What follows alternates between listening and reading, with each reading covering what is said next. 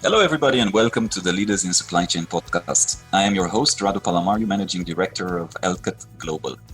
I'm delighted to have a great guest with us today. We have Francesca Gamboni.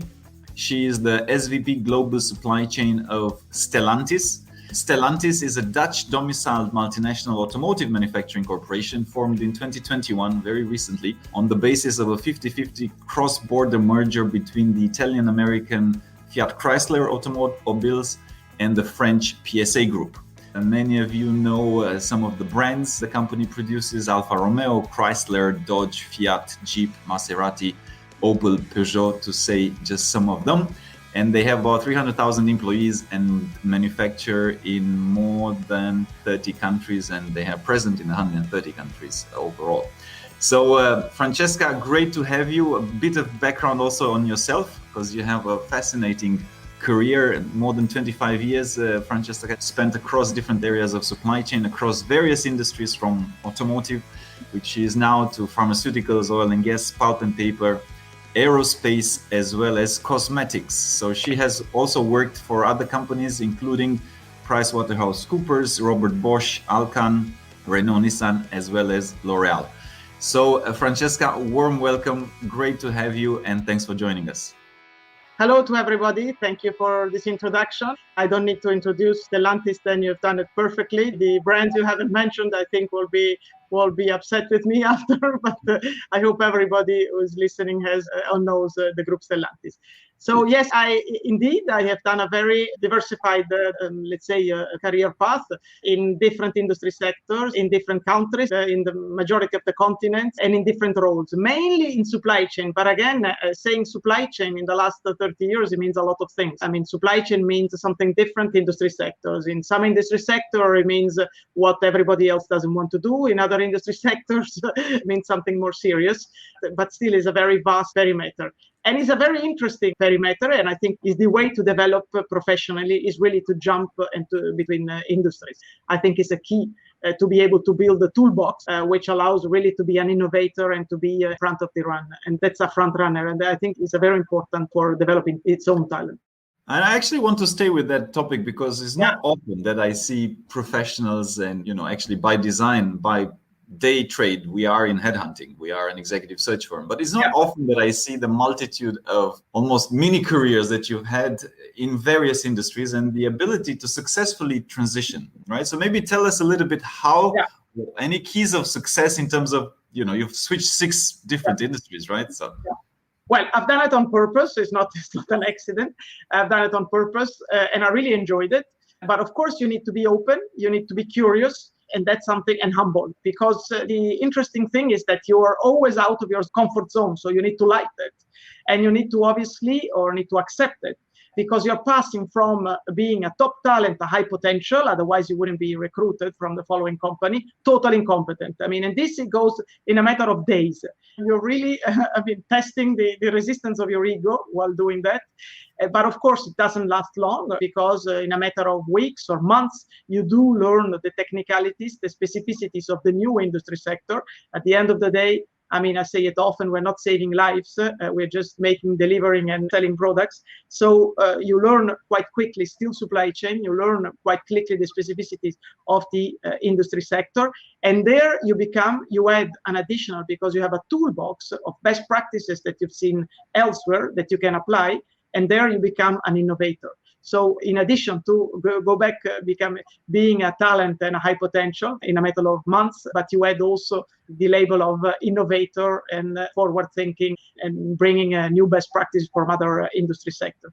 This is very important, because in reality, what I've seen going through all different industry sectors is that no industry sector has the monopoly of best practices. Although all of them believe they have, I haven't seen anyone where there wasn't a bit of arrogance, thinking that they were very happy and open to teach me everything, very less to listen. But I mean, very clever people I've met everywhere. So then after a first step of, okay, we'll teach you all the best practices that we have, then there was the opening, okay, and now we'll listen the ones we don't have.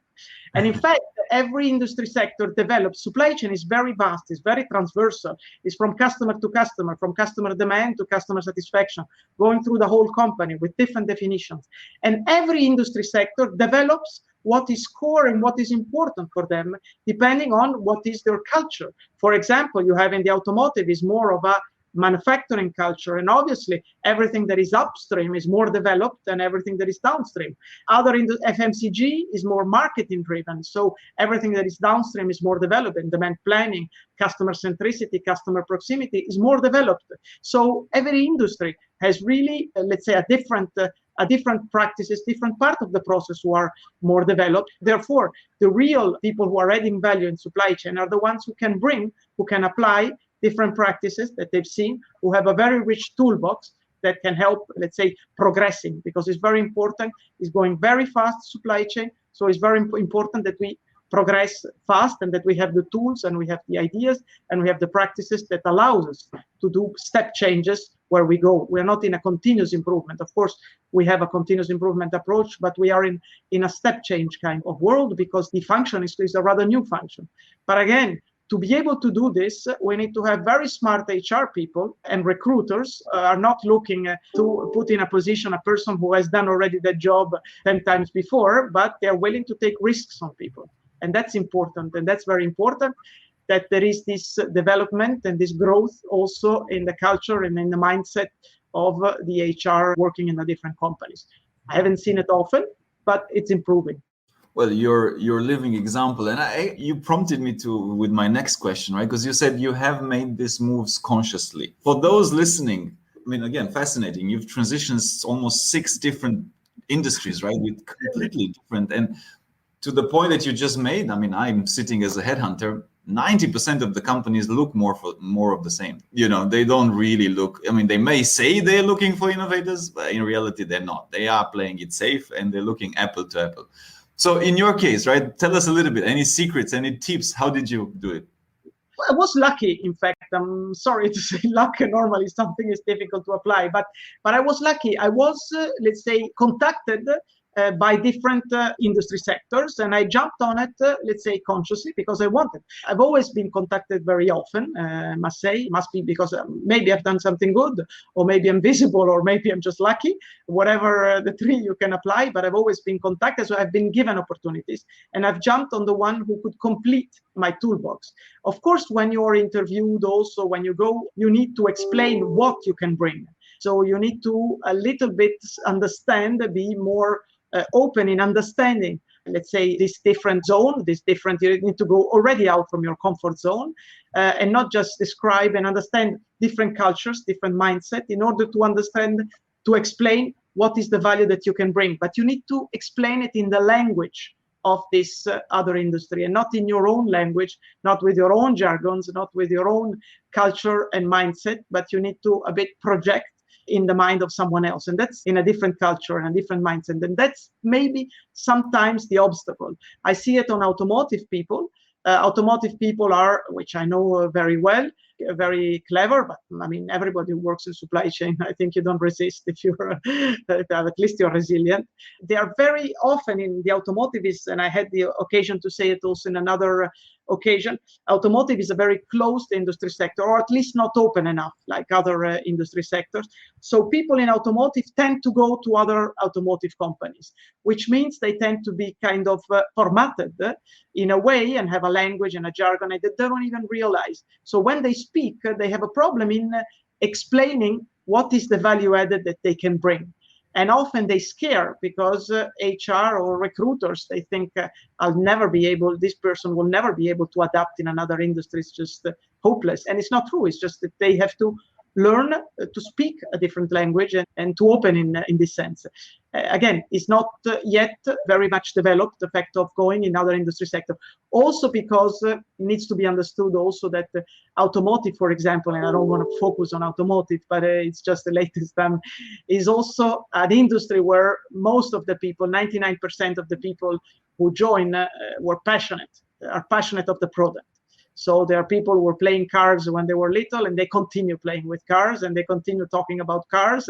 And even when it is not related, you're in meetings, and then it just comes in a topic, somebody mentions something, and then they go on, and then you have to stop because they're just conversation, and it's not going to get into the point because they're really passionate, which means it's difficult to get out and to, let's say, adapt to something else. But I think it's very helpful and healthy for all people coming from all different industries. So again, being capable of translating the value that you can bring in a different language, which is not yours, with different priorities, with a different mindset.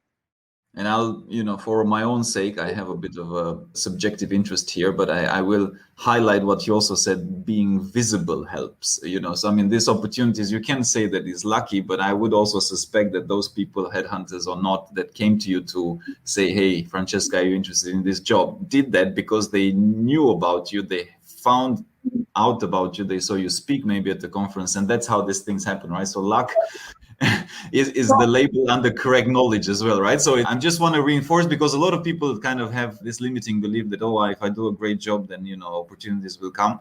They may or they may not, right? So it's also a matter of making sure that you put yourself out there, that people know about you. Yeah, that's a very good point. I've been told many times to headhunters. I haven't done it consciously. I've done it because maybe when I in line, or I appreciate the person who asked me to do either a speech or a conference or a podcast or whatever. But I haven't done it searching. But I've been told that being visible is also something that you should look for. Also, I've been often contacted because other people I've been working with have been gone in other companies and have made, let's say, given the name or have mentioned. We tend to believe that it's important, as long as our boss appreciates us.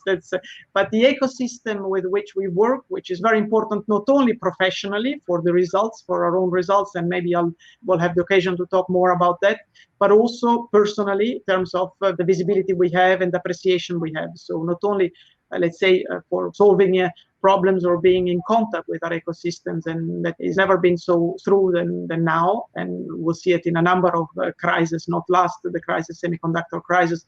Like, the relation with the ecosystem is at the center of the preoccupation and the concerns and the, let's say, target of supply chain profession, but also personally, individually, for its own career is definitely an important point. Definitely. Again, there are different languages. I've found, for example, as an example, spending money in certain, let's say, languages or in certain industries is a cost. In other industries, is an investment. So it's seen bad or good. It's seen very red or yellow-green, depending on how, let's say, the blockages, the culture and the blockages that we have, let's say, drive our way of speaking or our way of understanding what we hear. So we need to be careful when we talk. But then I'm going to link it and double click and highlight this, because again, I've seen this over and over, and I cannot agree more with your point. You got to use the language that the people that you're talking to understands. Yeah, that can be a major trouble, especially in supply chain, where people tend to be quite practical. And, one problem is you don't change your speech when you're speaking across industries, right? So you go to a different industry and, you might need to refer to it as a cost saving versus as an investment, because that's the language that the industry understands. There's no right or wrong. You just label it the way people understand it and process it. But it's very accurate, and it happens a lot. And the reason why there's a lot of war inside companies between sales and supply chain, right? Between manufacturing and I mean, they just speak different languages, and the inability to translate that results into problems, right? So cannot stress enough what you just.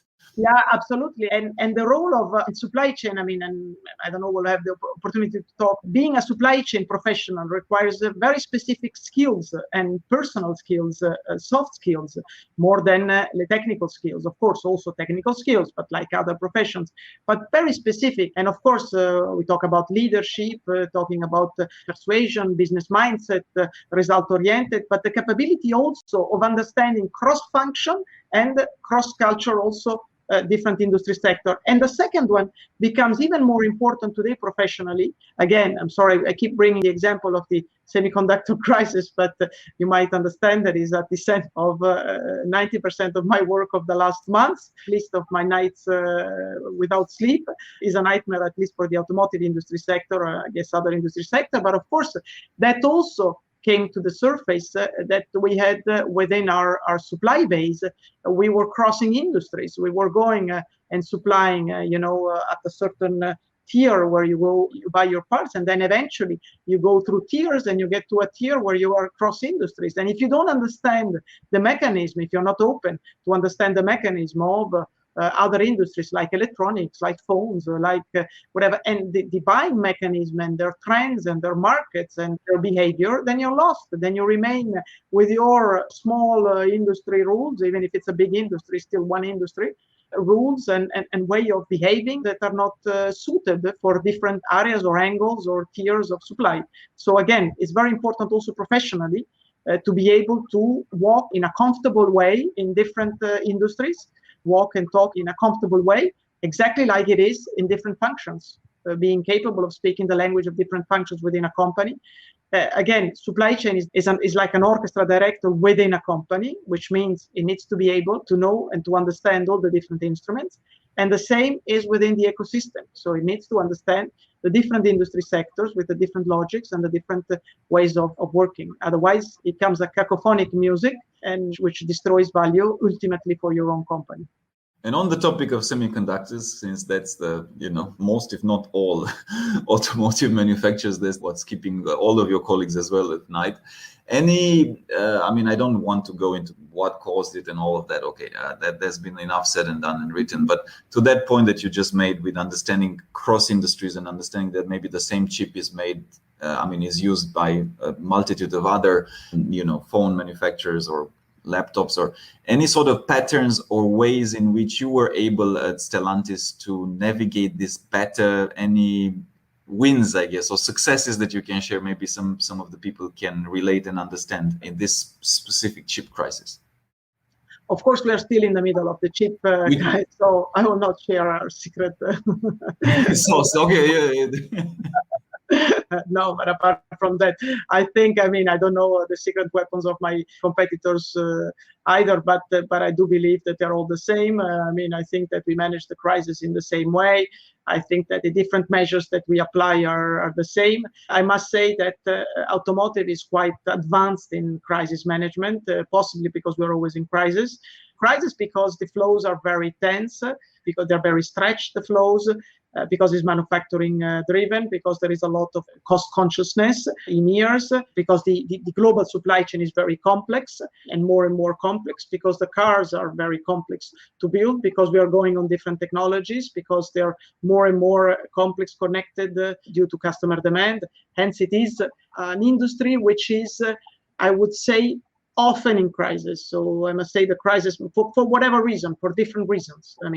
Supply crisis, transport crisis. There are a number of crises, but logistic crisis, often it's the case. Hence, it does have quite a developed crisis management cell or processes. So that in that point. What I think is never let a good crisis go waste. So in fact, there are a lot of learnings and lessons that I think we've all learned. And if I can resume to the first one, as I mentioned before, is the relation with the ecosystem, with our ecosystem, which I think that we, supply chain at least, are not developing well enough. The relation means really being able to communicate in real time information and data along the whole chain.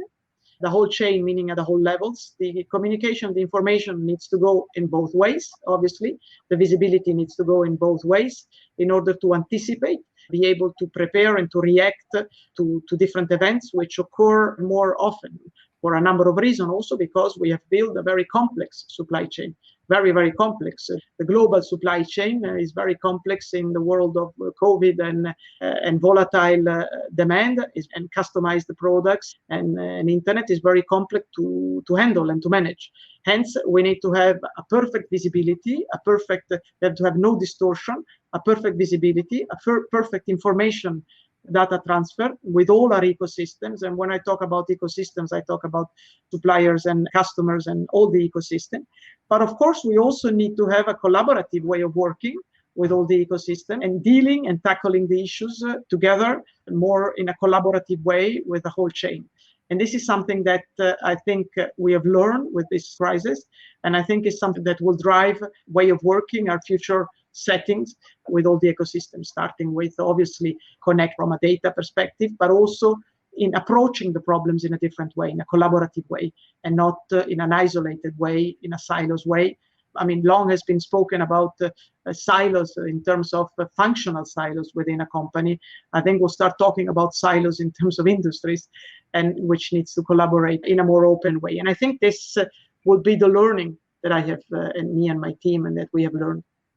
You mentioned the downstream, upstream, and automotive versus FMCG. There might be a different focus, right? And I know that we discussed a little bit on the case study of SNOP, and this kind of planning processes are maybe more well developed in fast-moving consumer goods, tend to be more well developed. I don't know, for heavier industries tend to be a little bit less. I know that you implemented, and it's a very specific case study, right? So let's talk about that a little bit. Well, I must say that what I've noticed is when we introduced it in our company, it depends on the horizons. The automotive is very good managing the long-term horizon. So long-term horizon, talking about the 18 months onwards. And very good, as I said before, the short-term horizon, so the 0-6 months. So these are two horizons which historically been very well developed. The first one is an horizon which basically, I would say, create values, because basically you create value on the long term. At least, I mean, this is within this industry sector. Other industry sectors have different horizons and different lead times and different logics. Let's say in this logic. So it's an horizon that creates value. And then you have the short-term horizons, is an horizon which, in fact, it doesn't create value. It doesn't even optimize value, because it's an horizon where you can't really change much. Is an horizon which lives with the decisions already taken and somehow tries to limit the destruction, I would say, because it's a very short-term horizon. And then you have an horizon from 6 months to 18 months, or for 2 years, which is an horizon which was, at least in my company, wasn't. It was obviously dealt with, but not much. There wasn't really an owner of this. Taking the lead on this horizon, and it is obvious that the owner of this horizon is the supply chain. So, but the supply chain hadn't taken this horizon, the management of this horizon, in a very decisive way. So we will take this horizon, the horizon 6 months, 18 months, and we'll make sure that we set up a decision-making process which is the best to manage this horizon. This is an horizon where you optimize the value, basically. So you have a number of trade-offs, you have a number of elements, and by playing on let's say the ratio of these different elements, you manage to optimize the value equation, which is always a trade-off. It's not like on the longer horizon, it's always a trade-off. So what we said, we have implemented this process, this SNOP process. So the aim of this process is to give us the chances to take the best decisions. And the best decisions, and then I'll go in detail on the SNOP, the best decisions are the decision, in my view, which have 3 elements. The first one is that they are data-driven, one unique set of data and the most accurate possible data, and the decisions are data-driven. The second element to make sure that we make a best decision is that the decision is taken at the right time. And the right time is not early as possible. It's the right time. It's not too early and not too late. It's the right time. And the third element, which is the key element on our process, is that it leverages collective intelligence, meaning cross-functional intelligence. Because of course, we had decisions were taken in our company, but we were not giving ourselves the chances to take them in the best way by taking them at the right time, by taking them on data-driven, on one unique set of data and accurate data, and also by leveraging collective intelligence. They were taken in different silos based on the data the silos had, based on the moment the head of the silos thought it was the right moment for taking the decision, or based on the moment where the decision was put under the nose of an executive. And that basically was the way decisions were taken. Obviously, I'm exaggerating, but this is a bit. So the fact of having a process, let's say a very formal process, which puts around the table all the executives once a month, and all the executives are around the table, and decisions are taken at their level, all together in a consensual way, all together within this standardized process, monthly process, it's very powerful. And obviously, there is not only meeting once a month on a rolling, with a rolling horizon of 18 months data, but also there is all decisions are also taken at all the different levels below in the previous 29 days of the month. So we have, to split it in two, we have basically the first 15 days, they are mainly dedicated to the demand, and the second 15 days, they are mainly dedicated to the reply to this demand. So the first 15, and then there is a loop, obviously, on what is the demand, and what can we do on the demand side, and what we should do, and what we can do on the demand side, what we can do, and what we should do, and what we can do on the supply part. And then there are iterations between the two in order to get on the table of the executives only the decisions that are at their level, obviously, decisions which are need to be taken at the level below. But in order to take all the decisions, they need to be taken in order to optimize the value equation. So that's basically, in a nutshell, what is all about our S&OP process. In order to get because it's very important to get the buy-in of the executives to participate and to contribute to this process. And this buy-in needs to continuously be fed. They need to see a value in it. So we measure the value we create with our process. We measure the value and we submit, and we have targets of the value that we create, and we submit these measurements regularly in order to make sure that it's not just another meeting where we take decisions that are already taken or that are not the best decisions that we could take, or at least we don't give us the chances. We can make mistakes, but we really want to give ourselves the chance to take the best decisions. And you spoke also about the importance of visibility, and I know that another case study that you've championed is the container track and trace. Yeah. And maybe tell us a little bit about that as well. Yeah, that was a very fun project. We've done in Stellantis a lot of any number of interesting initiatives. The track and trace was a very fun project. In fact, the trigger was different than with all the value that we found after. The trigger at the beginning was linked, as you know, I mean, I don't know, people know in the automotive industry, we tend to have returnable packaging for all our supplies for cost, quality, and sustainability. Luckily, sustainability goes in the same direction of cost, but mainly these are the triggers in order. I would say first, quality definitely is number one, quality, then cost and sustainability will go in second. So we have containers which are designed in order to protect our parts, to be well filled in also quality design for logistics. So we have our containers. And these auto containers are quite expensive because we have millions of them. They're quite expensive. And because we have a very complex logistics, the supply chain, we need quite a number of, we need a coverage of several days, depending on how far the suppliers are. So we need quite a big dotation, a big amount of containers. And these containers are a bit capital expensive. And of course, you can use them again for another project. But again, it's very expensive to use, to buy, and so on. And we were quite annoyed of the fact that many of them went lost. So all of a sudden, they were lost in the supply chain, in the complex supply chain. And we had to rebuy other containers.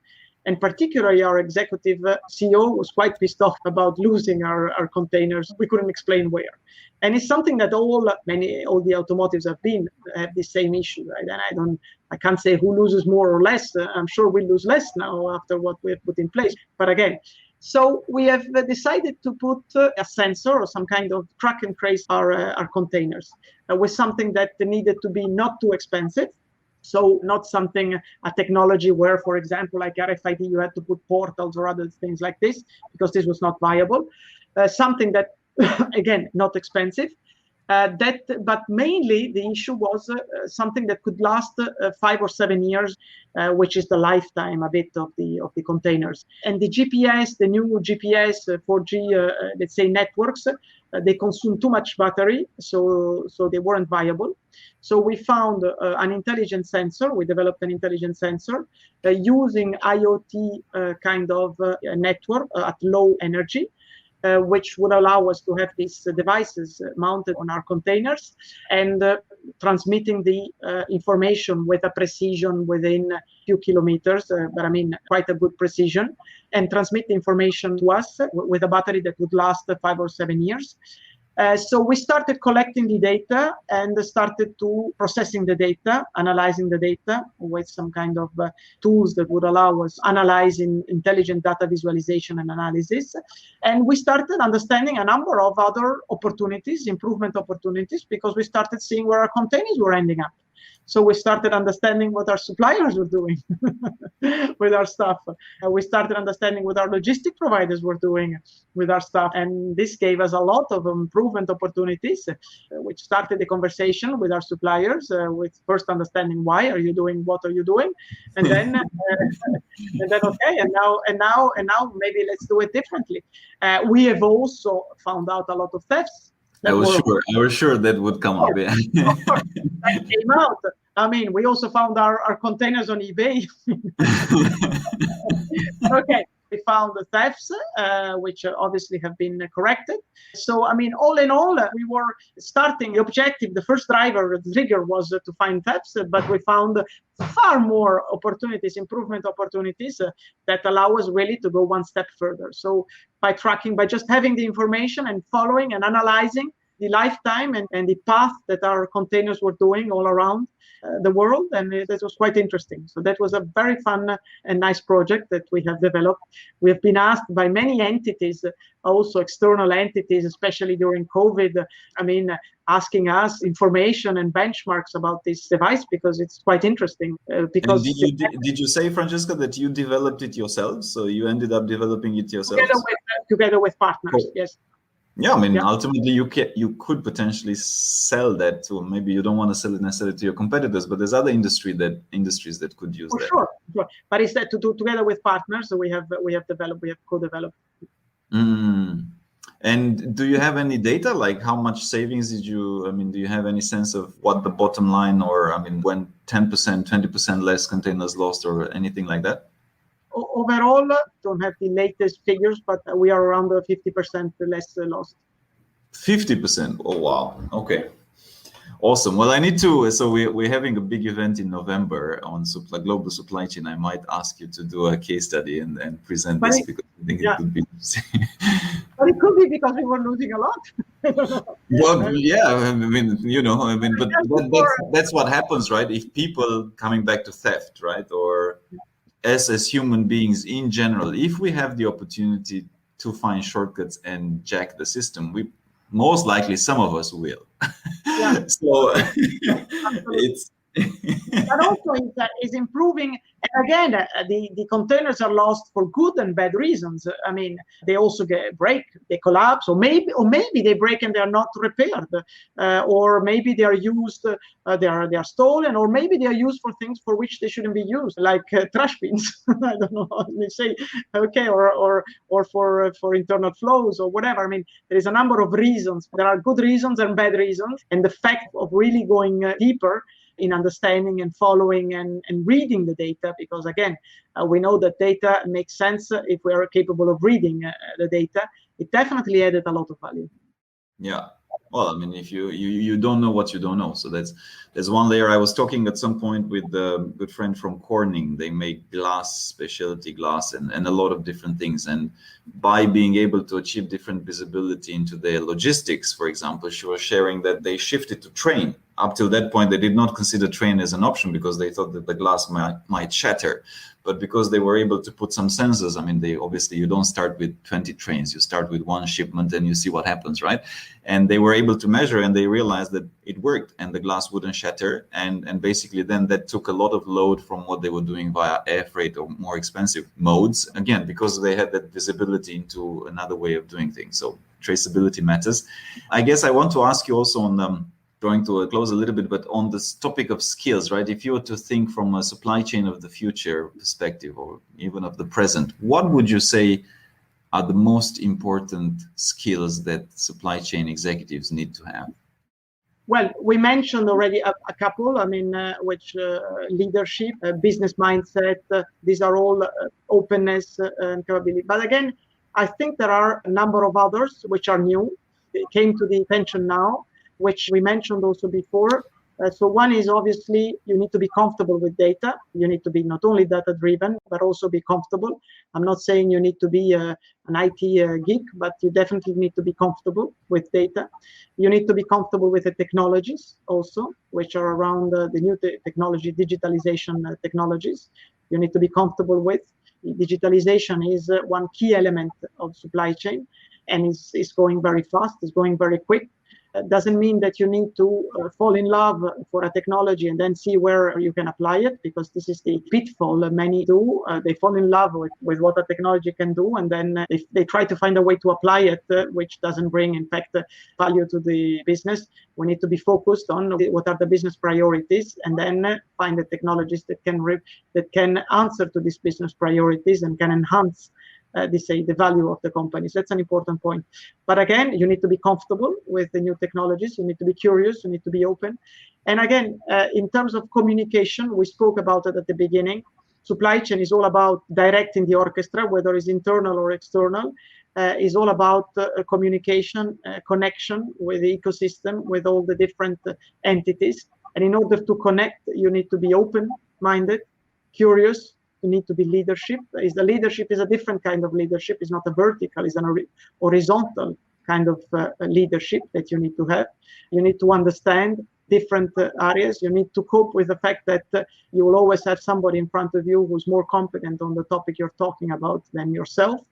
You need to be comfortable out of the comfort zone, being able to speak different languages, as we spoke, but obviously not country languages, as we said, industry languages, as we said, or functional languages. Need to be able to grasp what is the different areas, to be able to see what the equation should look like, the value equation, with a bit of this and a bit of that, and what is best for the company in terms of this optimization. So again, what I think is what we said before, cross-functional and cross-industry mindset is very important. Result orientation, a business mindset, and a capability of persuading, federating everybody to the common goal, which is the best for the company. So basically, if I resume it, is the capability of understanding the different elements, the capability of understanding how to combine them in the best way, in the way that optimizes the value for the company, and then communicating and persuading with everybody to be able and leading everybody in the same, aligning in the same direction, like an orchestra director. Said like this, it looks simple, but it's not. But it requires. Even said like this, not sure it sounds simple, but yeah, it's more of a soft skills than a hard skill. I mean, I'm not sure they teach you this in school, right? Yeah. Maybe the better schools, they have a lot of extracurriculum, team time activities. Exactly. That there you might pick up some of these things, but not in the textbook itself. They're soft skills, but you can develop them. You can feed them. And again, exiting, at least during the beginning of the career, exiting from the comfort zone, keep challenging yourself, keep changing your referral systems, and keep challenging yourself is the way to develop these skills. If remaining in the comfort zone, in the zone of expertise, it will not help these soft skills, because while it would be very good for the ego, it's very good remaining. Yeah, well, I mean, horses for courses, right? Different people, but yeah, to your point, you're a great example of what happens when you do that repeatedly. Final quick fire, it just came to me in the spur of the moment. But anyways, quick fire round with you, Francesca. So I'll have 5 questions you can answer in 30 seconds or less, right? So very, very quick answers wanted from you. Favorite book? What's your favorite book? Well, I like the last one, but it's a time ago. Good to Great. I like the Jim Collins. Yeah, great one. Quote, favorite quote. Any favorite quotes for you? Our favorite quote is what I just quoted before. I think that's why. The crisis? Yes, good crisis doesn't go for waste. Yeah. Awesome. How about a limiting belief that held you back? What was that limiting belief that held you back? And when you overcome it, you're like, okay. I'm not sure I understand the question. So if at some point of your career you had a limiting belief, I don't know, I'm too young to do something, or I don't have enough knowledge, or I'm not experienced enough. We all have different ways in which we kind of limiting belief. Yeah, ultimately, right? Did you have one of those? No, maybe, not a limiting belief. No, as you describe it, I had some limits more linked to my personal life, not on the capability. Awesome. Well, there you go. And that's very good. What's your favorite role model? Do you have one? I have many, but they're all in my close environment. They're all, the people I've met in work. Some bosses I had, some people worked for me. I have a number of role models. Everybody's a role model for one. And I think I can learn from many people I've met. Super. Final one, hard one. I have to preempt you. Hard one, given that you work for Stellantis, who has 20 brands. What car brand do you drive? No, I won't answer this. No. I will try all of them because I have the lucky experience that you can change car, you can change every, the people who work in the automotive have the same. You can change often car, the company car. And so that's the fantastic thing because you get to try them all. You get to try them all. So well, all of them are good. I knew I would put you on the spot, so I'll let you get away with that. I know that is not, you can't possibly say one on the, I would have said Maserati. I don't know how much you have access to that. But on that note, great having you, Francesca. It's been a delightful sharing session. Thanks for the time today and for all the great pearls and great case studies shared. And many thanks for joining us. Thank you. Thank you for listening to our podcast. If you liked what you heard, be sure to go to www.elcotglobal.com and click the podcast button for all the show notes of the interview. Also subscribe to our mailing list to get our latest updates first. If you're listening through a streaming platform like iTunes, Spotify or Stitcher, we would appreciate a kind review. 5-star works best to keep us going and our production team happy. And of course, share it with your friends. I'm most active on LinkedIn, so do feel free to follow me. And if you have any suggestions on what to do and who to invite next, don't hesitate to drop me a note. And if you're looking to hire top executives in supply chain or transform your business, of course, contact us as well to find out how we can help.